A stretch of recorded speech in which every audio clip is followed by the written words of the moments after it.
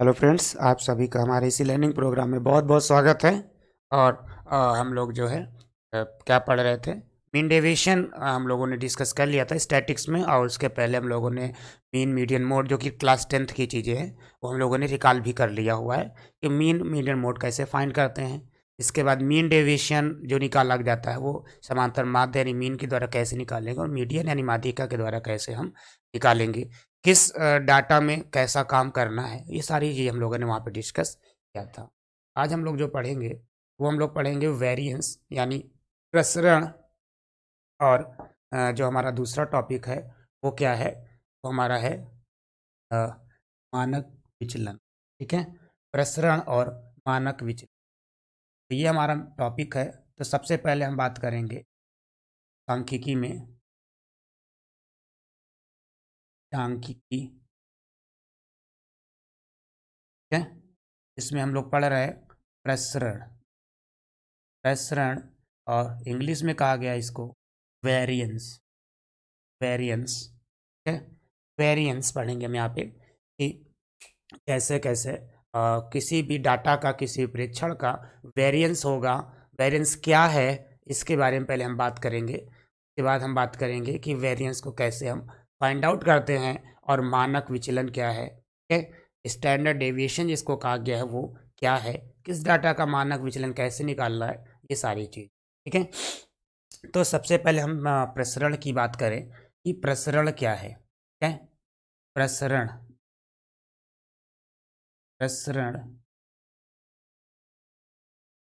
प्रसरण है क्या। देखिए, पहले जो चीज़ बताई जाती है उसको कॉन्सेप्ट क्लियर होकर के, कंसंट्रेट होकर के आप लोग सुना करिए क्या चीज़ आपको यहाँ बताई जा रही है। क्योंकि जो कॉन्सेप्ट दिया जाता है, क्वेश्चन उसी कॉन्सेप्ट भी होता है, कोई अलग से नहीं होता है। कभी कभी प्रॉब्लम आती है कि सर हमको ये समझ में नहीं आता, या इस बुक से समझ में नहीं आता, इस बुक का ये क्वेश्चन समझ में आता है। देखिए, क्वेश्चन जितने दिए जाते हैं उनमें से शायद ही एक आध क्वेश्चन थोड़ा सा टिपिकल हो, लेकिन कॉन्सेप्ट सबका एक ही होता है।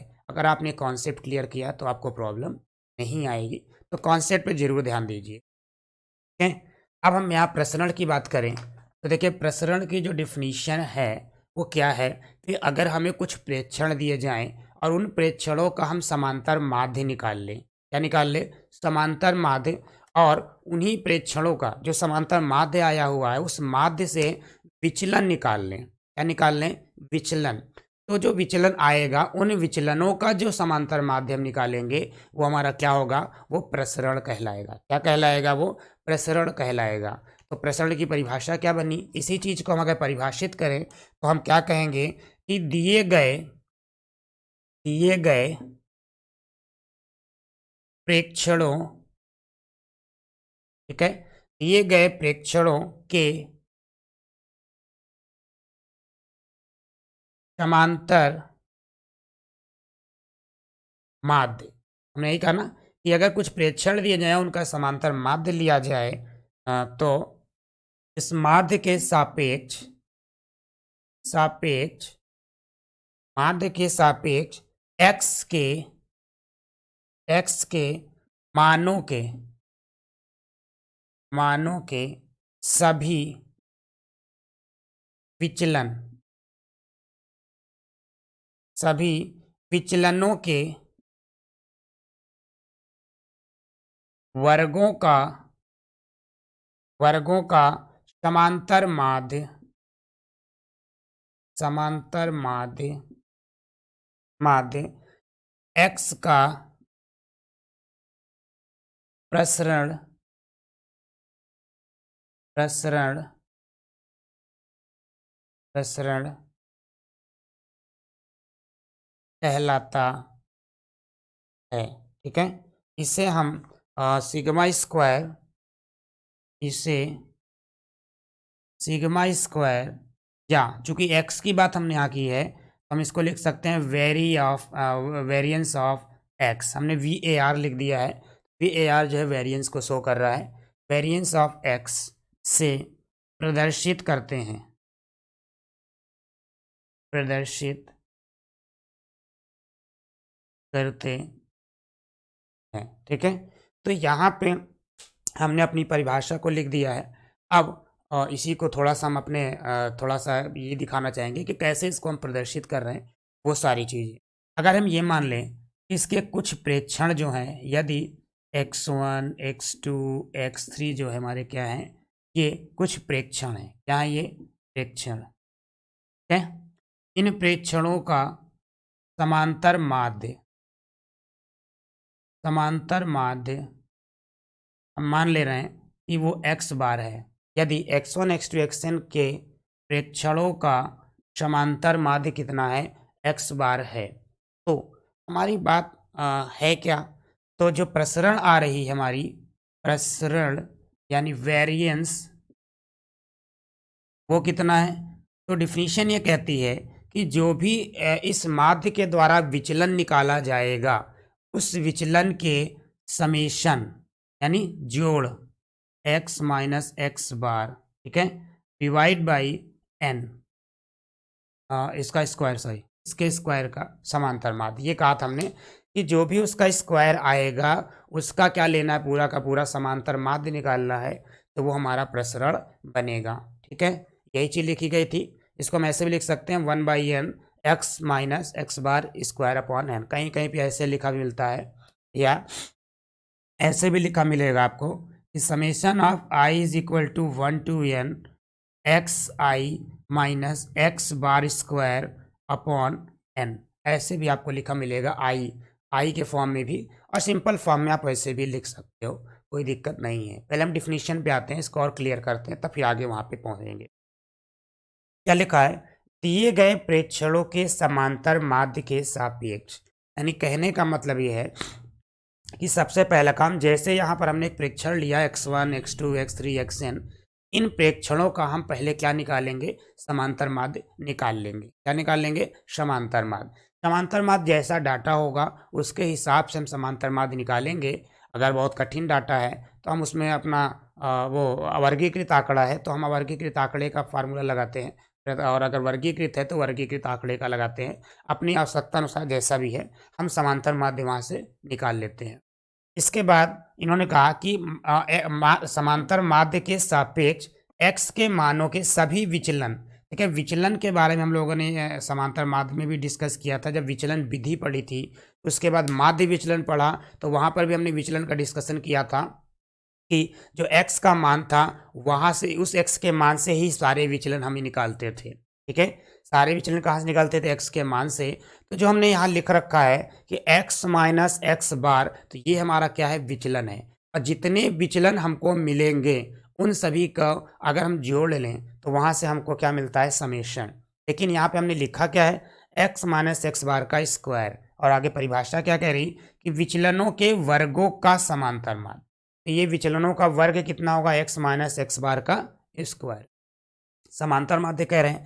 समांतर माध्य में क्या कहा गया कि कुल पदों का योग बटे पदों की संख्या। तो पदों की संख्या तो हमारी n हो गई, और कुल पदों का योग क्या होगा? तो जो हमारे मानक विचलन, जो हमारे विचलन आए होंगे, मानक नहीं केवल विचलन, जो हमारे विचलन आए होंगे उनका वर्ग आया होगा, उन वर्गों को अगर हम जोड़ लें और पदों की संख्या से उसको भाग दे दें तो वहाँ से हमें क्या मिल जाएगा? समांतर माध्य मिल जाएगा। किसका? इन विचलनों का क्या मिल जाएगा? विचलनों के वर्गों का क्या मिल जाएगा? समांतर माध्य मिल जाएगा। और ये जो विचलनों के वर्गों का समांतर माध्य है, इसी को क्या कहा गया? एक्स का प्रसरण। क्या कहा गया? एक्स का प्रसरण। और इसे हम किससे डिनोट करेंगे? सिग्मा स्क्वायर या वेरी ऑफ एक्स अप से प्रदर्शित करते हैं। ठीक है, ये हमारे वेरिएंस की बात हो गई। इसके बाद ये तो वेरिएंस हो गया, वेरिएंस क्लियर भी हो गया है कि कुछ नहीं करना है, सिर्फ दिए गए जो हमारे प्रेक्षण होंगे उनका समांतर माध्य निकालना है। फिर उन्हीं प्रेक्षणों का विचलन हम निकालेंगे अपने समांतर माध्य से, और उनका वर्ग लेकर के अगर हम उनका समांतर माध्य निकाल दें तो हमारा क्या बन जाएगा? प्रसरण। यही इसी से रिलेटेड हमारा जो दूसरा टॉपिक है, स्टैंडर्ड डेविएशन यानी मानक विचलन, वो क्या है? तो आपको हम बता दें कि अगर इसी प्रसरण की हम बात कर रहे हैं, यहाँ पे प्रसरण को हमने किससे डिनोट किया था? सिग्मा स्क्वायर या वेरिएंस ऑफ एक्स लिखने के लिए हमने कहा था कि वेरिएंस ऑफ एक्स इस टाइप से भी हम लिख सकते हैं। अगर इस सिग्मा स्क्वायर की बात कर रहे हैं हम, ये हमारा प्रसरण बना हुआ है, लेकिन अगर इसी का हम स्क्वायर रूट ले लें तो वो हमारा किस में कन्वर्ट हो जाएगा, वो मानक विचलन में कन्वर्ट हो जाएगा। किस में कन्वर्ट हो जाएगा, मानक विचलन। यानी कुल मिलाकर के हम ये कह सकते हैं कि जो एस डी है, जो स्टैंडर्ड डेविएशन है, मानक विचलन, वो इसका क्या होगा, स्क्वायर रूट होगा। क्या होगा, स्क्वायर रूट। तो यहाँ पे इसकी अगर हम डिफिनीशन लिखें तो डेफिनीशन क्या बनेगी, चलिए ये तो प्रसरण था, अब हम यहाँ पे क्या लिखेंगे, मानक विचलन। मानक विचलन क्या होता है, इसके बाद हम इसके डिफरेंट डिफरेंट टाइप से बात करेंगे कि कैसे कब किस फॉर्म में मानक विचलन का कौन सा फार्मूला हमको यूज करना है। ठीक है, तो यहाँ पे अगर हम बात करें, हो गया आपका यहाँ पे जो हमारी है टॉपिक, मानक विचलन, स्टैंडर्ड स्टैंडर्ड डेविएशन। ठीक है, स्टैंडर्ड डेविएशन, ये हमारा क्या टॉपिक है, मानक। और इसके अगर हम डिफिनीशन की बात करें तो इसकी डिफिनीशन हम क्या दे सकते हैं, अभी हमने बताया कि जो हमारा वेरिएंस आया है अगर उसका हम स्क्वायर रूट ले लें तो हमें क्या मिल जाएगा, यहाँ से स्टैंडर्ड डेविएशन मिल, यानी हम ये कह सकते हैं कि अगर कोई भी प्रेक्षण दिया गया है, उस प्रेक्षणों के जो समांतर माध्य का विचलन आएगा, उस विचलनों के अगर वर्गों का हम समांतर माध्य लेते हैं और उन समांतर माध्यों का अगर हम क्या ले लें, रूट ले लें, तो वो वहाँ से हमें क्या मिल जाएगा, मानक विचलन मिल जाएगा। तो चलिए थोड़ा सा पहले डिफिनीशन लिख लेते हैं, फिर इसको हम लोग डिस्कस करेंगे कैसे हम मानक विचलन दिखाएंगे। तो दिए गए प्रेक्षणों, ठीक है, दिए गए प्रेक्षणों के समांतर माध्य के सापेक्ष, समांतर माध्य के सापेक्ष प्रकीर्णन, प्रकीर्णन प्रसरण, प्रसरण का धनात्मक वर्गमूल, धनात्मक वर्गमूल, वर्गमूल मानक विचलन, विचलन कहलाता है। ठीक है, इसे सिग्मा से क्या करते हैं, प्रदर्शित करते हैं, इससे सिग्मा से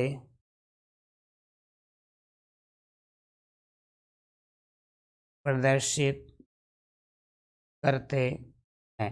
और जो चीज़ें हमने अभी प्रेस में प्रसरण में लिखा था उसी को हम ऐसे लिख दें, जैसे हमने यहाँ लिखा क्या है, मानक विचलन।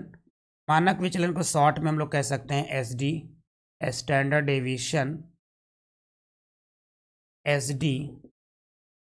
ठीक है, ये कितना हो जाएगा, ये जो भी प्रसरण हमारा आया था उस प्रसरण का स्क्वायर रूट, यानी x minus x bar square का समेशन अपॉन एन। और कहीं कहीं पे ये ऐसे भी लिखा मिलेगा आपको एस डी, या अगर हम आई के फॉर्म में लिखते हैं तो ये ऐसे लिखा मिलेगा कि i is equal to 1 to n x minus x bar का स्क्वायर डिवाइड बाई एन। ठीक है, ये हमारा क्या हो जाएगा, मानक विचलन। क्लियर है, तो नोट कर लीजिए और हम इसको और डिस्क्राइब करते हैं।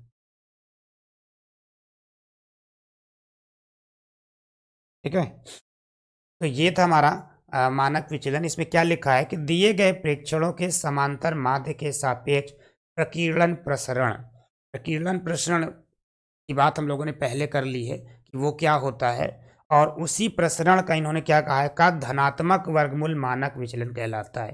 वर्गमूल दो होते हैं, पॉजिटिव और नेगेटिव। किसी भी चीज़ का वर्गमूल निकालोगे तो आपको प्लस में भी वैल्यू मिलेगी और माइनस में भी वैल्यू मिलेगी। ठीक है, इसको थोड़ा सा हम इधर शिफ्ट कर लें, कुछ हद तक कम दिख रहा हो। तो हम यहाँ पे फिर से लिख दे रहे हैं कि जो मानक विचलन है, मानक विचलन यानी एस डी जो है वो कितना है हमारा, ये हमारा हो गया root summation x minus x bar का स्क्वायर डिवाइड बाई एन।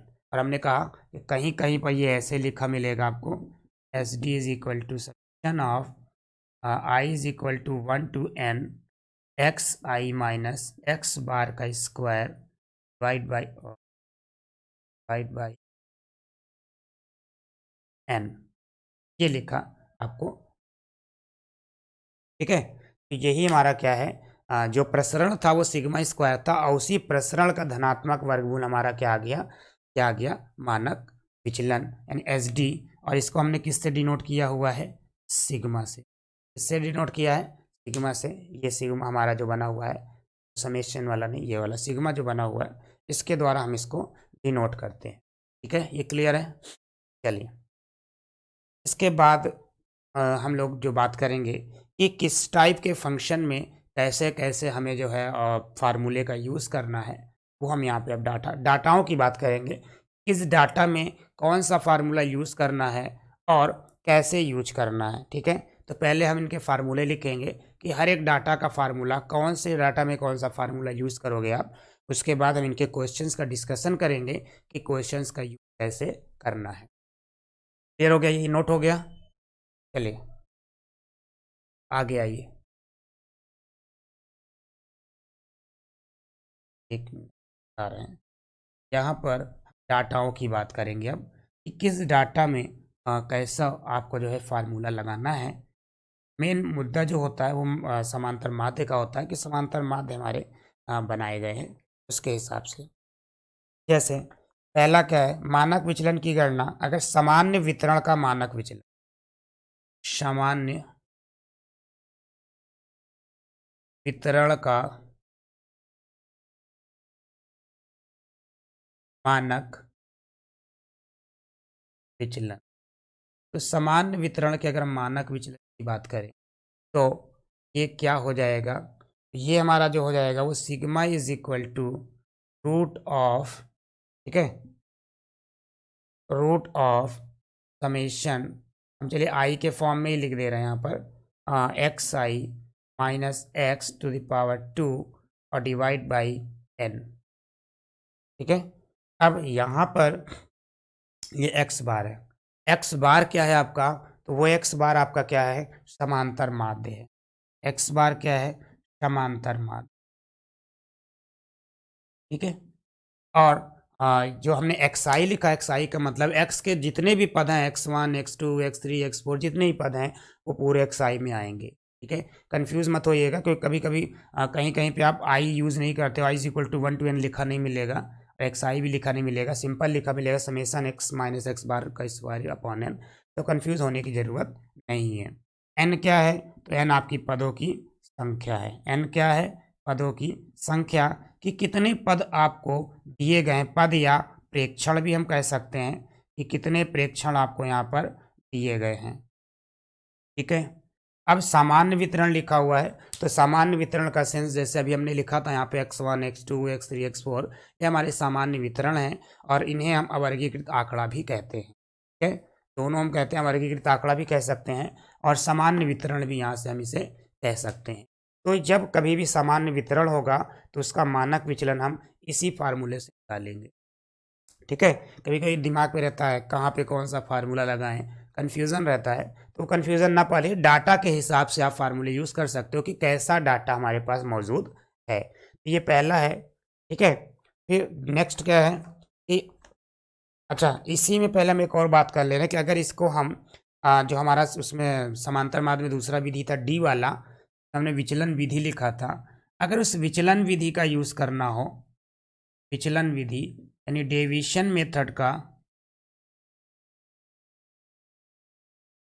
ठीक है, तो यहाँ से जो डेविएशन मेथड क्या है, तो वो डी का यूज़ यहाँ पे हो जाएगा हमारा, और उसके हिसाब से हमारा जो फार्मूला बन जाएगा वो क्या बन जाएगा, sigma is equal to sigma is equal to root of summation d square by n minus summation d by n का होल स्क्वायर। ठीक है, यहाँ पे क्या आएगा, जो हमारा यहाँ पे डी आई करना हो तो कर लीजिए, कोई ज़रूरी भी नहीं है आई। ठीक है, यूज़ मत होइए, आप डी ही रहने दीजिए, डी का मतलब भी वही है। ठीक है, तो यहाँ पर जो हमने लिखा है वो summation d square by n minus, और यहाँ पे समेसन डी बाई एन का होल स्क्वायर लिखा हुआ है। ठीक है, तो यहाँ से क्या मिला, अब यहाँ से एक नई चीज़ आ गई है। क्या आ गई है कि जो हमारे पास डी है उसके समेसन को अगर हम एन से डिवाइड करके उसका होल स्क्वायर है। ठीक है, और यहाँ पे क्या है कि डी स्क्वायर का समेशन, डी स्क्वायर का समेशन, जो डी स्क्वायर की टेबल बनेगी उसका समेशन हमको यहाँ लेना है। और अगर दोनों का डिफरेंस का स्क्वायर रूट ले लें तो ये हमारा क्या हो जाएगा, ये हमारा एस डी बन जाएगा। ठीक है, जहाँ पे डी क्या है, तो डी है एक्स माइनस ए, एक्स माइनस ए नहीं, एक्स बार। ठीक है, यहाँ पर ये हमारा डी हो जाएगा और एन क्या हो जाएगा, एन हो जाएगा समेशन एफ, यानी जो फ्रीक्वेंसी है अ, वो यहाँ पर हमारा क्या बन जाएगा, समेशन एफ। ठीक है, चलिए एक मिनट, डी हमने लिखा था एक्स माइनस ए, और जो हमने दूसरा क्या लिखा था, एन, एन क्या है, पदों की संख्या। ठीक है, यहाँ पे फ्रीक्वेंसी, तो फ्रीक्वेंसी की बात नहीं होगी, फ्रीक्वेंसी जब होगी तो वहाँ पर जो एन है वो समेसन एफ के क्या होगा, बराबर हो जाएगा। ठीक है, इसके बाद अगर लघु विधि की बात है तो लघु विधि तो यहाँ पे यूज़ नहीं होगा। लघु विधि यानी जो पद विचलन है उससे हमने कहा, और उसके हिसाब से अगर हम चलें तो वो अलग डाटा पे अलग होगा, कोई मतलब नहीं है। इसके बाद हम बात करेंगे अनुग्रुप डाटा की। ठीक है, ये सामान्य वितरण था। इसके बाद जो दूसरा आएगा हमारा वो क्या आएगा, देख लो आप, चलिए इसको हम यहाँ से रफ कर दे रहे हैं। दूसरा क्या है, दूसरा है हमारा अ, असतत बारंबारता वितरण का, असतत। ठीक है, बारंबारता वितरण का, वार्ता वितरण का मानक विचलन।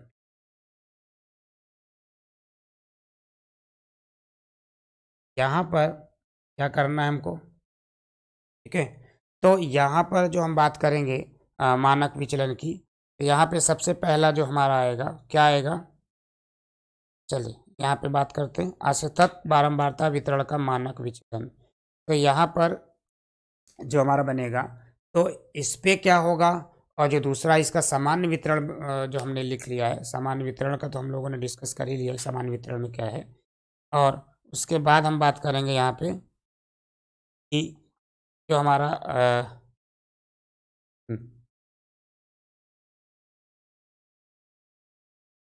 अगर यहाँ पर बारंबारता जो हमारी दी हुई है, यानी अगर हमारे पास एक्स और एफ दोनों हो, क्या हो, एक्स पहले तो हमारे पास केवल एक्स था, हमने एक एक्स आपको दे दिया था और वहाँ से हमने कहा कि आप इसका मानक विचलन निकाल लीजिए। लेकिन अगर हमारे पास एक्स और एफ दोनों गिवन हो, दिया हो, डाटा तो हमारा अनग्रुप ही है, ठीक है, इसमें कोई दिक्कत नहीं है। लेकिन अगर जैसे मान लेते हैं कि x1 x2 xn हमने कुछ लिया हुआ है और उसके रिस्पेक्ट में हमने फ्रीक्वेंसी ले ली है, क्या ले ली है, फ्रीक्वेंसी। तब इस केस में हम क्या करेंगे, जो हमारी फ्रीक्वेंसी है उसका इफेक्ट आ जाएगा। क्यों, क्योंकि समांतर माध्य जो हम निकालेंगे तो वहाँ पे समांतर माध्य कितना होगा, summation f x upon n से यूज हो जाएगा, क्योंकि आपको पहले ही बता दिया गया है कि अगर एफ और एक्स साथ में है तो जो हमारा समांतर माध्य निकाला जाता है वो summation f x upon n वाले फार्मूले से ही हम निकालते हैं। यहाँ पे एन क्या है, वो समेशन एफ के बराबर है। इसी टाइप से अगर मानक विचलन की बात करें तो मानक विचलन के केस में क्या होगा कि जो असतत वाला है यहाँ पे एफ का इफेक्ट तुरंत आ जाएगा। तो यहाँ पे क्या बनेगा हमारा, ये हमारा हो जाएगा कि एस डी यानी मानक विचलन is equal to is equal to, अब यहाँ पे फार्मूला क्या बनेगा हमारा, तो फार्मूला हो जाएगा summation f x square by n minus summation f x by n का स्क्वायर। ठीक है, जहाँ पे जो हमारा एन है वो क्या होगा, समेशन एफ। क्लियर है। अब देखिए यहाँ पे इसको हम अगर दूसरे रूप में कन्वर्ट करें, कि हमने यहाँ लिखा क्या है पहले समझ लीजिए। यहाँ पे हमने लिखा है एफ एक्स स्क्वायर का समेशन। एफ एक्स स्क्वायर के समेशन का क्या मतलब है, एक टेबल हमारी एफ की होगी और एक टेबल हमारी एक्स की होगी, और इन दोनों का जो गुणनफल आएगा अगर उसको हम सम ले लें, क्या ले लें, सम ले लें, तो यही हमारा बन जाएगा समेशन ऑफ एक्स स्क्वायर। क्या बन जाएगा, summation of f x square. फिर सेकेंड हमारा क्या है कि जो summation f x upon n लिखा है इसको हम समांतर माध्य कहेंगे। क्या कहेंगे, समांतर माध्य कह सकते हैं। इसलिए यहाँ से हम इसको ऐसे भी लिख सकते हैं कि S D is equal to root of summation f into x square by n minus x bar का स्क्वायर, ये लिखा जा सकता है। ठीक है, तो कहीं कहीं ऐसे लिखा मिल जाए और कहीं ऐसे लिखा मिल जाए तो दोनों का सेम मतलब है, इनमें कोई डिफरेंस नहीं है। जैसा कि आप बगल में देख सकते हो लिखा हुआ है कि summation f x upon n क्या है, एक्स बार के बराबर है, और जो हमारा summation f into x square है वो कहाँ से आया है, तो हमने यहाँ दिखाया है कि जो एफ और एक्स स्क्वायर का मल्टीप्लीकेशन उसका अगर हम सम लें तो हमें मिलता है summation of f x square. Clear है, ये फार्मूला, दोनों फार्मूले सेम हैं। ठीक है, हमने या लिखा हुआ यहाँ पर या, तो यहाँ से बता रहे हैं हम आपको कि ये और ये फॉर्म देखने में अलग लग रहा है लेकिन है मतलब एक ही, क्योंकि ये एक्स बार ही हमारा summation f x upon n होता है। ठीक है, तो यहाँ से ये आपका हो गया एस डी इस वाले फॉर्म का, इसको नोट कर लीजिए। फिर आगे हम लोग, ठीक है, क्लियर है। चलिए, अगर हमें पद विचलन से बताना हो तब हम क्या करेंगे। अगर मान लीजिए हमारा वर्गीकृत डाटा है और उसका मानक विचलन बताना हो तो हम दो तरीके से बता सकते हैं। पहला तो यही होगा जो हमने यहाँ पे लिखा हुआ, ये वर्गीकृत में भी आएगा आपका। ठीक है, इसमें वर्गीकृत में भी आ जाएगा, यानी हम यहाँ पे ये कह सकते हैं क्या, ऐसी श्रेणी, वर्गीकृत सतत श्रेणी की बात हम यहाँ कर रहे हैं। अगर हम यहाँ वर्गीकृत कर दें ग्रुप डाटा का वर्गीकृत, ठीक है, चलिए हम यहाँ पे लिख ले रहे हैं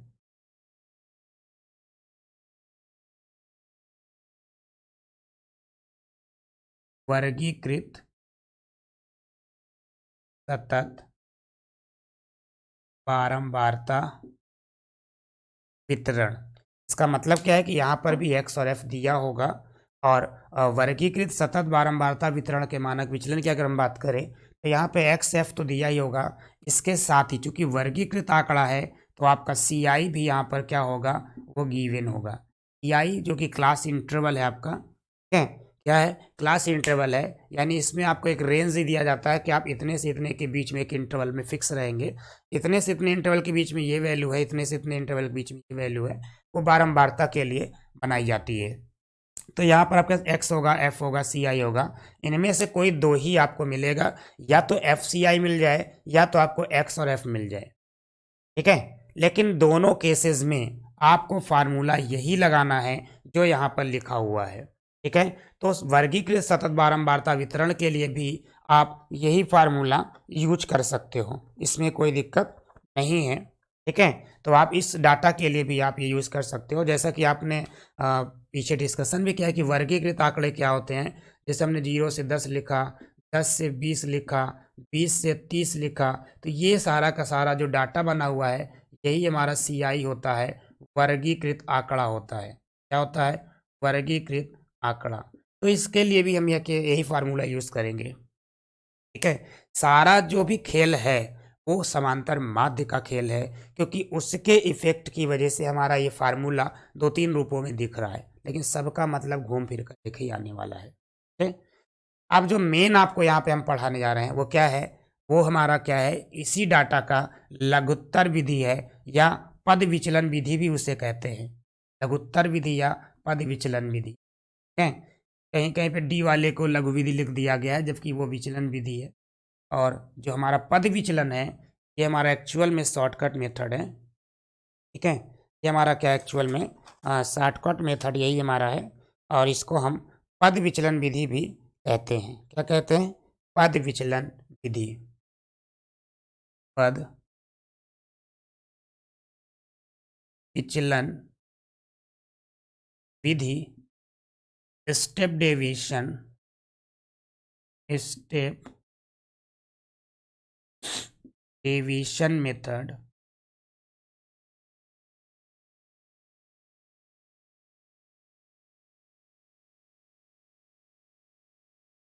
डेविएशन मेथड। ठीक है, और कहीं कहीं पे इसी को लिखा जाता है क्या? लघुत्तर विधि या शॉर्टकट मेथड। ठीक है, तो ये दोनों सेम चीज है। या पद विचलन विधि स्टेप डेविएशन मेथड, या लघुत्तर विधि शॉर्टकट मेथड। ऐसे केस में जो हमें मानक विचलन बताना है, तो वो मानक विचलन क्या होगा? जैसा कि आप जानते हो, जब हमने वो पढ़ा था समांतर माध्य, तो समांतर माध्य जो निकलता है हमारा किस फार्मूले से निकलता है? समांतर माध्य में हम लोग क्या निकालते हैं? Summation of f a plus summation of f u upon n into i. ये हम लोग लिखते चले आ रहे हैं, जहाँ पे आई क्या है? इंटरवल है। हाँ ठीक है, ये हमारा मतलब क्लास साइज कह सकते हैं हम इसको, क्लास साइज। ठीक है, ये हमारा क्या हो गया? ये हमारा आई है कि कितने कितने का डिफरेंस वो बना हुआ है। तो यहाँ से हम समांतर माध्य निकालते थे, वैसे हम कहते थे लघुत्तर विधि या स्टेप डेविएशन। तो यू क्या है? यहाँ पे जो हमने यू यूज़ किया है, इसको हमने क्या कहा कि जो यू है वो हमारा कितना होगा? वो हमारा हो जाएगा x minus A upon I. कहीं कहीं पे एच लिखा मिलता है। ठीक है, तो घबराने की जरूरत नहीं है। वो एच और ये आई दोनों एक ही चीज़ है। ठीक है, तो जो u है वो क्या है? u एक्चुअल में जो डेविएशन हम निकालते हैं, a क्या है? कल्पित माध्य है, हमने a यूज़ किया है, तो ये a हमारा क्या है? कल्पित माध्य है। ठीक है, कल्पित माध्य। और अभी हमने पीछे लिखा था, जिसमें विचलन विधि में लिखा था कि x minus d is equal to x minus a. तो एक्चुअल में जो d is equal to x minus a हम ले रहे हैं वो यही है। इसको हम ऐसे भी लिख सकते हैं, और d अपॉन आई। क्या लिख सकते हैं? d upon I. वो d ही x माइनस ए है, और इसी पूरे वैल्यू को हमने क्या कहा है? क्या कहा है? u। तो इसी u का यूज़ हम यहाँ पर करेंगे कि अगर फार्मूला हमारा जो है वो u में आ जाए, यानी लघुत्तर विधि की बात हो जाए, तो चेंजिंग क्या करनी है? यार रटने की बात नहीं, सिर्फ चेंज क्या करना है, मेन मुद्दा है कि आपको चेंज करना क्या है। जहाँ पे हमने x लिखा हुआ था, इसके पहले वाले फार्मूले में हमने क्या लिखा था कि f x square upon n minus f x upon n का होल स्क्वायर। उस x की जगह आपका ये u जो है वो रिप्लेस हो जाएगा। क्या हो जाएगा? ये u रिप्लेस हो जाएगा। नहीं, अलग से आपको रटने की जरूरत नहीं, सिर्फ इतना समझ लीजिए कि x जो है वो u में रिप्लेस हो जाएगा, और वो क्या बन जाएगा? वो कुछ ऐसे बन जाएगा। हम यहाँ पे अलग से लिख दे रहे हैं कि sigma is equal to root of summation f u square upon n minus summation f u upon n का होल स्क्वायर। ठीक है, और इसके बाहर जो हमारा होगा वो आई हो जाएगा। ठीक है, वो कितना हो जाएगा? इंटू आई। दिख रहा है सबको?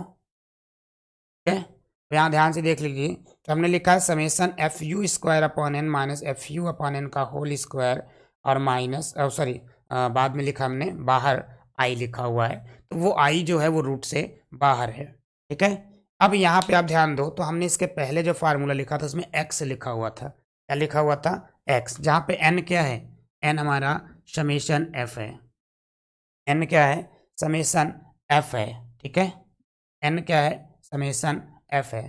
तो यहाँ पे हमने क्या किया, जो एक्स हमने यहाँ लिखा था F into x square minus f you FU/n का होल स्क्वायर लिखा हुआ है। तो यहाँ u के स्थान पे हमने x यूज किया था इसके पहले वाले फार्मूले में, और यहाँ पर हमने जो लघुत्तर विधि यानी स्टेप डेविएशन में क्या यूज़ किया है, तो u यूज कर रखा। अब u है क्या, तो u हमारा देखिए लिखा है x माइनस a/i, यही हमारा जो है वो u हो जाएगा। ठीक है, तो ये हमारा हो गया कि मानक विचलन कब किस सिचुएशन में किस फार्मूले का यूज़ करना है, वो चीज़ें हमने यहाँ पे डिस्कस की हुई है। अब यहाँ पे जो मेन मुद्दा है वो है सब कुछ समांतर माध्य का। समांतर माध्य ही सब इधर से उधर पूरा उसका खेल चलता है।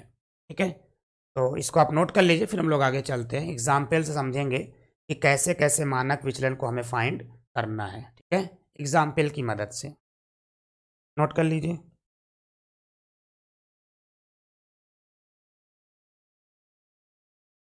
हो गया, चलिए अब हम कुछ क्वेश्चंस डिस्कस करेंगे जहाँ से हमें मालूम चलेगा कि मानक विचलन क्लियरली क्या है, कैसे निकालना है, और अगर उसका वेरिएंस निकालना है तो हमें कैसे निकालना है। ठीक है, ये चीज़ें क्लियर हो गई होंगी। और इसके बाद अगर हम बात करें, जैसे एक क्वेश्चन हम यहाँ ले रहे हैं 3, 4, 9, एक क्वेश्चन हमने लिया 3, 4, 9, 11, 13, 13 के बाद 6, 8, 10, ये हमने एक वितरण लिया हुआ है। सामान्य वितरण हमारा अनग्रुप डाटा है, और सामान्य वितरण भी हम इसे कह सकते हैं, एक ही चीज़ है वो मतलब। तो यहाँ पे अगर हम इसकी बात करें, इसकी इस वितरण की, यहाँ पे मानक विचलन कैसे आएगा, तो सबसे पहला काम इसका समांतर माध्य कितना होगा, क्योंकि जो मानक विचलन है वो समांतर माध्य से ही सारा काम इसका होना है। समांतर माध्य x bar arithmetic mean is equal to क्या है, कुल पदों का योग बटे कुल पदों का योग बटे पदों की संख्या। ठीक है, कुल पदों की संख्या। तो यहाँ पर जो पदों का योग है, इसका मतलब इन सभी को हमें क्या करना है, जोड़ लेना है। चलिए जोड़ लीजिए, 3, 4, 9, 11, 13, 6, 8, 10, और यहाँ से जो निकल कर आया है 1, 2, 3, 4, 5, 6, 7, 8, 8, जोड़ लीजिए। जोड़ने पे क्या मिलेगा, तो यहाँ से जो मिलेगा हमको, एक मिनट इसको थोड़ा सा शिफ्ट कर लेते हैं, अभी चार्ट बनाने में प्रॉब्लम आएगी। आपको सारी चीज़ सामने दिखनी चाहिए। ठीक है, कहाँ पे क्या हो रहा है। तो यहाँ पे सबसे पहला काम समांतर माध्य, माध्य x bar is equal to कुल पदों का योग बटे कुल पदों की संख्या। तो कहीं कहीं लिखा मिलता है समेसन x/n। ये x बार हो कितना गया, 3, 4, 9, 11, 13, 6, 8 और 10, और डिवाइड बाई टोटल कितना आया था, 8। इन सभी को जोड़कर अगर हम 8 से डिवाइड करें तो मीन कितना आएगा हमारा, तो देखिए 4, 3, 7, 9, 16, 16, 1, 17, 10, 27, 3, 40, 42 और 8, 54, 10, 64, यानी 64/8 टोटल आ गया आपका 8। ठीक है, तो ये यहाँ से हमें क्या मिल गया, 8 आया हुआ है। ठीक है, इसको हम नहीं काटते, मैं यहाँ दिखा दे रहे हैं साफ साफ कि 64/8, ये जब कटेगा तो यहाँ से आपको क्या मिलेगा, 8 मिल जाएगा। और जो टोटल वैल्यू यानी जो समांतर माध्य की टोटल वैल्यू आई है वो कितनी आई है, वो 8 आई हुई। फिर हम लोगों ने क्या करना है कि जो हमारा फार्मूला क्या कहता है कि आपके पास विचलन होना चाहिए, किससे, समांतर माध्य से, उसका वर्ग होना चाहिए, तब तब तो हमारा पूरा का पूरा जो निकलेगा। तो यहाँ पे हम क्या करेंगे, दो चीज़ें लेंगे, एक x, दूसरा x माइनस एक्स बार, और तीसरा x माइनस एक्स बार का स्क्वायर। 3 कॉलम हम यहाँ पर बनाएंगे। ठीक है, तो x पे क्या दिया है, एक्स पे दिया हुआ है 3, 4, 9, 11, 13, 6, 8 और 10 ये यहाँ से x हो गया। फिर हमें क्या करना है, हमें इन दोनों का डिफरेंस निकालना है। हर एक x से इस x बार को माइनस करते चलना है। क्या हो जाएगा यहाँ से 3 माइनस 8 माइनस का 5, 4 माइनस 8 माइनस का 4, 9 minus 8 1, 11 minus 8 3, 13 minus 8 is 5, 6 minus 8 6 minus 8 ये हो जाएगा आपका माइनस का 2, 8 माइनस 8 8 माइनस 8 0 और 10 माइनस 8 करेंगे तो ये टोटल आ जाएगा 2। क्लियर है? चलिए इसके बाद इसका स्क्वायर करना है, स्क्वायर कर लीजिए। स्क्वायर कितना हो जाएगा, देखिए 5 का स्क्वायर 25, 16 इसका 1 हो जाएगा, फिर 3 3 ज़ा 9, 5 5 ज़ा 25, 2 2 ज़ा 4 0 और यहाँ पे फिर 4। अब यहाँ पे देखिए समेशन निकालना है हमको, तो समेशन आप निकाल लीजिए कितना आ जाएगा। तो summation of x minus x bar का होल स्क्वायर, यानी जो x माइनस एक्स बार का होल स्क्वायर उसका अगर हम समेशन निकालें तो वो कितना आएगा, तो वो देखो आप कितना आएगा, यहाँ से जोड़ लीजिए कितना 5 6 11 12 9 21 5 26 4 30 4 34 और 5 6 2 8 टोटल जो आएगा वो 84। कितना आ रहा है वो 84। क्लियर है? अब ये हमारा हो गया समांतर माध्य, ये हमारा हो गया x माइनस एक्स बार का चार्ट बन गया है। अब जो फार्मूला है हमारे मानक विचलन का वो क्या कहता है, क्या कहता है पहले देख लेते हैं क्या कहता है। इतना तो समझ में आया होगा सबको कि समांतर माध्य तो सबको क्लियर है कि कैसे निकालना है, इसमें तो कोई दिक्कत नहीं है। लेकिन जो हमने अभी x माइनस एक्स बार का चार्ट बनाया है तो वहाँ पर आप ध्यान दीजिए कि हमने x की हर एक वैल्यू से अपने समांतर माध्य को घटाया हुआ। इसका मतलब ये कि x से x बार घटाने का मतलब क्या है कि जो x है इसके हर एक मानों से हमें इस x बार को क्या कर लेना है, माइनस करते चलना है। उसके बाद इस माइनस का जो हमने जो वैल्यूज़ आई चाहे पॉजिटिव आई हो चाहे निगेटिव आई हो, इसका हमने यहाँ पे होल स्क्वायर लिया हुआ है। और होल स्क्वायर से हमने क्या निकाला, summation of x minus x bar का होल स्क्वायर। क्यों निकाला, क्योंकि हमारा फार्मूला क्या कहता है, sigma is equal to summation of x minus x bar का स्क्वायर डिवाइड बाई n। ठीक है, क्लियर हो रहा है सबको ना? कहीं से दिक्कत हो तो आप बता सकते हो, कोई दिक्कत नहीं है। फिलहाल यहाँ पे आई थिंक दिक्कत नहीं होनी चाहिए क्योंकि सब सीधा सीधा काम है। चलिए ये तो हम निकाल रहे हैं यहाँ पे एस डी, तो हमने सिग्मा लिखा हुआ है। ठीक है, क्या हो जाएगा, ये हमारा होगा 84 डिवाइड बाई, और n कितना है तो n गिन लीजिए 1 2 3 4 5 6 7 8। n की वैल्यू यहाँ पर कितनी है, वो 8 है। 8 से इसको हम डिवाइड कर देंगे, और डिवाइड करेंगे तो कितना आएगा, देखिए 4 से डिवाइड हो रहा है तो 21/2, 21 चौको 84 और 4 दूनी 8, टोटल आ गया रूट का 10.5। ठीक है, 10.5। और अगर इसका हम वर्गमूल निकालें तो आप देख कर बता सकते हो कि 10.5 का वर्गमूल कितना आएगा। तो आप देखो यहाँ पे कि 10 है तो ये कितना हो जाएगा, 3 3 ज़ा 9। चलिए हम आपको दिखा दे रहे हैं थोड़ा सा।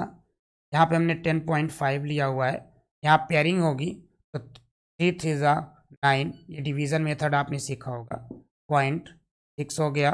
यहाँ पे 0 बढ़ेगा, इसका पेयर कंप्लीट होगा तो ये 150 नीचे आ जाएगा, और अप्रॉक्सीमेट 2 टाइम्स ही जाएगा यहाँ से तो हो जाएगा 124। इसी टाइप से आगे बढ़ते रहेंगे तो टोटल वैल्यू इसकी जो आएगी 3.24 समथिंग निकल कर आएगा। कितना आएगा, 3.24 के आसपास ये वैल्यू निकल कर आएगी। ये जो हमने निकाला है रूट लेकर के, ये हमारा क्या है, मानक विचलन है। लेकिन अगर इसके वेरिएंस की बात करें तो वेरिएंस कितना होगा, चलिए वेरिएंस देख लीजिए यहीं पर। Variance variance very of x, या हमने इसको क्या नाम दिया है, प्रसरण। प्रसरण, ठीक है, इसे हमने सिग्मा स्क्वायर से डिनोट किया हुआ है।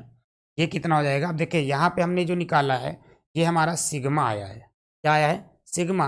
और अगर हम इसका स्क्वायर कर लें तो ये जो वैल्यू 10.5 आ रही है यही हमारी क्या हो जाएगी? प्रसरण हो जाएगी। ठीक है, यही क्या हो जाएगी? प्रसरण हो जाएगी। यानी हमने मानक विचलन निकाला और मानक विचलन में हमने क्या किया? रूट से पूरी की पूरी वैल्यू बाहर कर दी है। यानी 10.5 की जो रूट निकाली वो 3.24 आई। और अगर इसी का हम स्क्वायर टर्म्स रहने दें तो यहाँ से जो 10.5 आया हुआ ये क्या बन जाएगा? ये वेरिएंस बन जाएगा, क्योंकि वेरिएंस क्या है? Sigma square. और यहाँ पे देखिए हमने सिग्मा निकाला हुआ इतना रूट का 10.5, और अगर इसका स्क्वायर रूट हम हटा दें तो यहाँ से जो 10.5 वैल्यू आ रही है ये हमारी क्या बन जाएगी? यही हमारी सिग्मा स्क्वायर हो। क्लियर है? चलिए, इसके बाद हम लोग आगे चलेंगे। तो यहाँ पर एक डाटा हम और ले रहे हैं, ठीक है, उस डाटा का हम कैसे सॉल्यूशन देंगे। ठीक है, ये हो गया। चलिए, अगर हम आगे चले तो अगला क्वेश्चन हमारा क्या कहता है, इसको भी आप देख लो कि अगले क्वेश्चन पे क्या करना है और कैसे करना है। ये हो गया। चलिए, अब अगला क्वेश्चन क्या कह रहा है हमारा, या हमें यहाँ पे करना क्या है। मेन मुद्दा हमारा जो है कि जैसे एक डाटा हम यहाँ पे ले रहे हैं, एक, चलिए, वर्गीकृत आंकड़े का एक डाटा हम ले रहे हैं। यहाँ पे क्या है?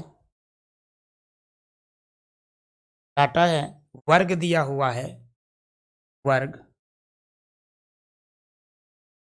वर्ग यहाँ दिया हुआ है। कितना दिया है? ये 0 से 10, 10 से 20, 20 से 30, 30 से 40, इस टाइप से हमारा डाटा यहाँ पर दिया हुआ है। तो कितना कितना दिया है? चलिए, इसको हम नोट कर ले रहे हैं यहाँ से। कॉलम को पूरा कर लीजिए। 0 से 10, 20, 30, 40, 50, 50 टू 60, 60 टू 70।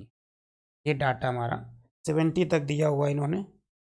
ठीक है, और जो एफ दिया है वो 10, 15, 25, 10, 15, 25, 25, 10, 10 और यहाँ पर 5, ये एफ दिया हुआ है। फ्रीक्वेंसी, बारंबारता आपके यहाँ पर गिवन है। ठीक है, अब ठीक है, अब यहाँ पे जो हमको बात करनी है वो क्या है? चलिए देख लीजिए। अब यहाँ पर देखिए हमारे पास x तो है नहीं, जब तक x नहीं होगा हम अपने काम को पूरा नहीं कर सकते। और x निकालने के लिए हमने आपको बताया था मीन पढ़ाते समय कि x कैसे निकलता है। तो देखिए x के लिए क्या करना है हमें, जो हमारी सीमाएं दी हुई हैं, लोअर लिमिट और अपर लिमिट किसी भी वर्ग अंतराल की, इन्हें जोड़ करके हम दो से क्या करते हैं? भाग देते हैं।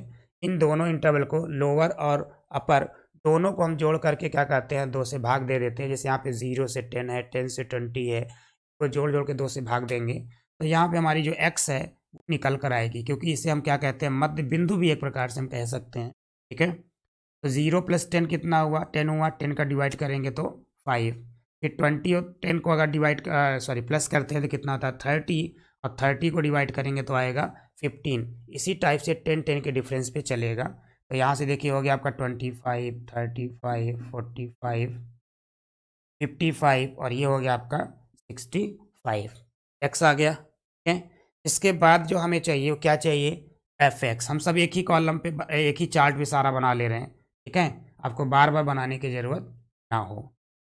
एफ एक्स कितना हो जाएगा? तो एफ एक्स हमारा आ जाएगा 50, 225, 625, और 25, 25, 25 तियाँ 75, 77, 87, और ये 450, ये 550, और यहाँ 5, 25, तो 25। ये वैल्यूज़ निकल कर आपके यहाँ पर आ गई है। कितनी कितनी आई? तो आप देख लो, 50, 225, 625, 875, 450, 550 और 300। 25, ये निकल कर यहाँ से आया। अगर इसका समेशन हम जो अगर निकालें तो कितना आ जाएगा, 5 5 10 5 15 5 20 और 7 2 9 2 11 7 18 5 23 5 28 28 2 30, ठीक है। और 5 11 8 19 4 23 5 28 3 31, ये जो समेशन एफ एक्स है ये निकल कर आएगा 3100। और समेशन एफ जो हमारा है वो कितना आ जाएगा, समेशन एफ तो 5 5 10 5 15 5 20 और 3 4 2 6 2 8 1 9 और 1 10, तो ये समेशन एफ हमारा 100 हो जाएगा और समेशन एफ एक्स हमारा कितना हो जाएगा, 3100। इसके बाद जो चार्ट बनेगा, हालांकि इसके बाद हमें पहले समांतर माध्य निकालना होगा, माध्य निकालने के बाद हम अगला चार्ट बनाते हैं। इस चार्ट को हमें अलग से बनाना है, ठीक है। तो यहाँ पे आप पहले समांतर माध्य निकाल लीजिए, कितना हो जाएगा, x bar is equal to summation f x upon n. तो यहाँ से कितना हो जाएगा, ये हो जाएगा आपका 3100/100, ठीक है। टोटल आ गया आपका 31। तो यहाँ से जो मीन निकल कर आया है वो कितना आया, वो 31 आ गया। अब जो आगे चार्ट हमारा बनना है वो चार्ट क्या बनना है, वो चार्ट आप देख लो। यहाँ से हमने लेना है एक्स, यहाँ से देखिए सी आई भी रहेगा, एफ भी रहेगा, एक्स भी रहेगा, और आपका जो आगे वाला काम है क्या, वो भी रहेगा। तो यहाँ पे हम सारी चीज़ें ले रहे हैं, ठीक है। चलिए फिर से बना दे रहे हैं, सी आई ये हो गया, एफ ये हो गया, एक्स ये बना लिया हमने, और यहाँ पे हमने एक्स माइनस एक्स बार बनाया और एक्स माइनस एक्स बार का स्क्वायर निकाल लिया। और लास्ट जो कॉलम बनेगा हमारा वो क्या बनेगा, तो वो बन जाएगा हमारा क्या, f into x minus x bar. इसको थोड़ा कम कर ले, एक्स माइनस एक्स बार का स्क्वायर, और जो अंत में बनेगा वो f into x minus x bar का स्क्वायर बनेगा, ठीक है। क्लियर है, एक्स माइनस एक्स बार का स्क्वायर।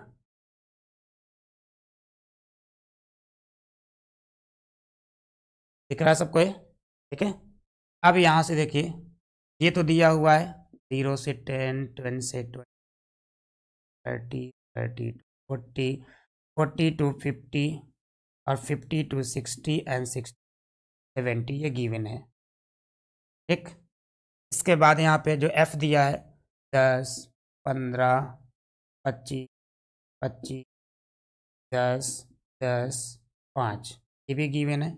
और समेसन एफ हमारा कितना था, 100 के बराबर है, ठीक है। इसके बाद एक्स कितना आया था हमारा, 5 15 25 35 45 55 और ये 65, ठीक। अब हम बात करेंगे यहाँ पर कि एक्स माइनस एक्स बार कितना होगा, तो आप घटाते जाइए। एक्स बार कितना आया, 31 आया है, 5 में से 31 घटाओ तो कितना आ जाएगा, -5 31 -26, फिर 15 में से 31 गया माइनस का 16, 25 में से 31 जाएगा तो माइनस का 6, और 35 में से 31 गया 4, 45 में से 31 गया तो 14, और 55 में से जाएगा तो 24, और यहाँ से जाएगा तो 34। यही निकल कर आएगा आपका एक्स माइनस एक्स बार क्या, -26 -16 -6 4 14 24 और 34। अगर इनका स्क्वायर हम निकालें, स्क्वायर कितना आएगा, ये 676, 16 16 हम 256, 6 छंग 36, 4 चौक 16, 14 14 हम 196, 24 और थोड़ा नीचे लिख, 4 चौक 16, 14 14 हम 196, ठीक है, 196, 576 ये हो गया आपका। और 34 का 34 में करेंगे तो लगभग कितना आ जाएगा, ये हमारा आ जाएगा लगभग 4 3 12 1100, देख लेते हैं, 34 34 4 3 12 13 6 1, तो 6 9 4 1498, 4 चौक 16, 4 तियाँ 12 13 चौक 12 यहाँ पे 3 त्रिकाई 9 1 10 6 9 3 12 2 1226 4 चौक 4 तियाँ 12 13 ठीक है 3 चौक 12 3 तिकाई 9 5 सॉरी 1156 1156 ठीक है।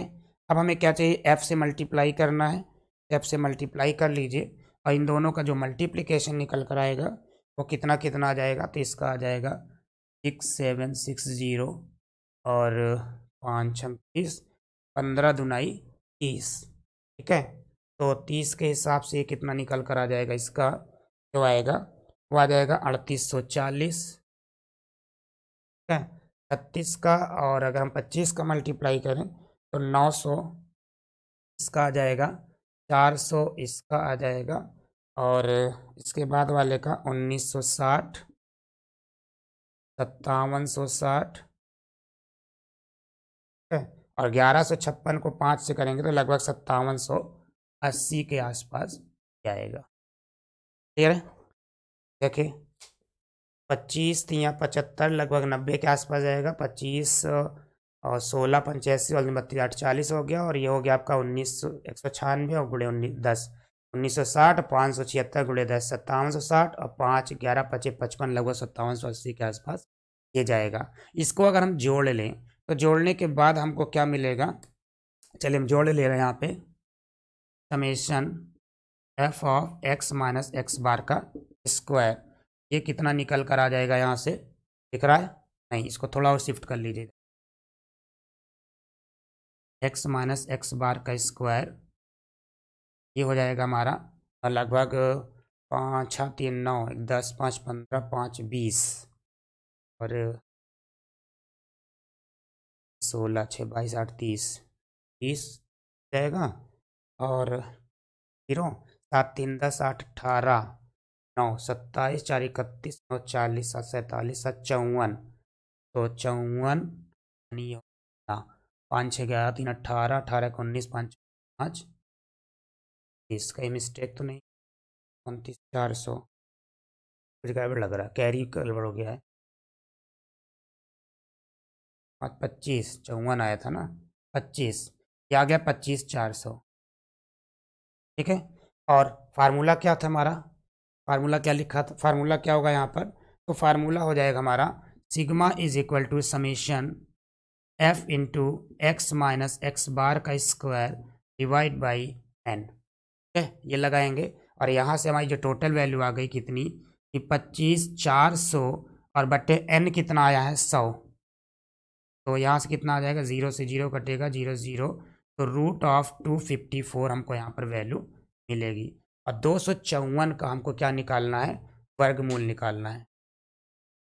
254 का हमको क्या निकालना है, वर्गमूल निकालना है, और 254 का जो वर्गमूल आएगा लगभग एक इकन्ना में 1 5 5 25 लगभग 115 दशमलव 15 दशमलव और 25 15 15 हमें 225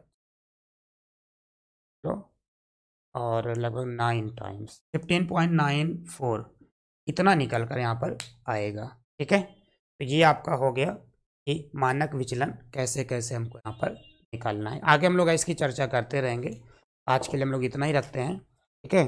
तो आज के लिए इतना ही रखिए, आप सभी का बहुत बहुत धन्यवाद, हमारे साथ ऐसे बने रहिए और देखते रहिए, आपको सारी चीज़ें समझ में आती रहेंगी। मानक विचलन में हम लोग आगे भी ऐसे चलते रहेंगे, समझते रहेंगे कि कैसे कैसे हमें को लगाना है। तो आज के लिए इतना ही, बहुत बहुत धन्यवाद।